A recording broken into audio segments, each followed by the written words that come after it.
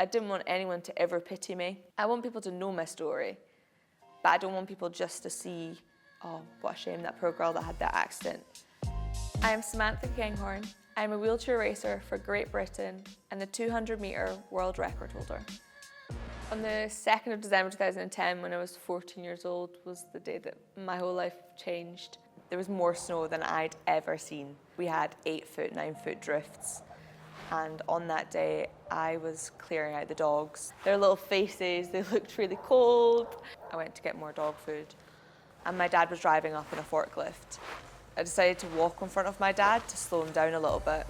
And for some reason, I still to this day have no idea why. I decided to climb onto part of the forklift, and I thought that my dad had seen me, and obviously it became very clear very quickly that he hadn't, and I was crushed inside. I still remember like my heartbeat throbbing inside my head, like the adrenaline bursting through my body. My accident left me paralysed from the belly button down with no sensation and unable to walk, so obviously now that means that I'm now in a wheelchair.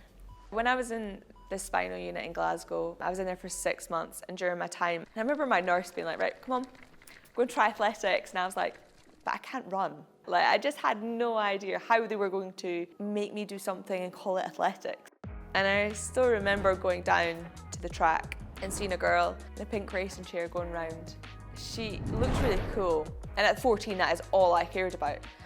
She was going around in this wheelchair that had 3 wheels, it was long, she was tucked up in it. She looked fast, she looked sleek, she was muscly, she was lean, she looked powerful, and it just drew me to it. That feeling of being free, of being fast, I was addicted in that moment. I remember lying in my bed that night and sitting on my phone and watching so many YouTube videos. I watched videos about the Paralympics, I watched loads about Dame Tana Gray-Thompson and what she'd achieved, and I remember just being like, I'm going to be better than I was before, I'm going to be faster than I was before. It seemed like my whole world had been opened up, and my coach decided that he would enter me in my first ever race, which was London Mini Marathon. I'd never been to London before. I'd literally in my life never seen so many people. I remember the start just going off, and I just didn't really know what to do. Like, I just kind of started pushing. I didn't know if I was meant to go fast for the whole thing or slow it. I had no idea what I was doing. And there was loads of people cheering, loads of spectators all clapping and cheering and had flags. I remember at one point like being like, thank you, and going over and shaking people's hands. And I was just like so happy that there was people there cheering me on. And yeah, I kind of forgot that it was a race, and it's who gets to the end first that's important.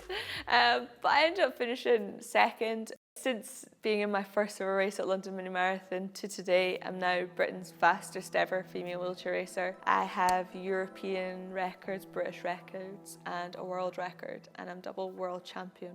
I get really embarrassed. I don't want disability to be such a taboo subject. I was the worst kid in the world for staring. I was told off daily for staring at people. And I don't want that to be a thing. I love going into schools and having that kid that's like, why can't you walk? Why can't you do this? As human beings, we're curious. If you want to poke my leg, come and poke my leg. It feels just like anyone else's leg. That's the best feeling when the kids just go, okay, that's fine, because I'm just a person like everybody else.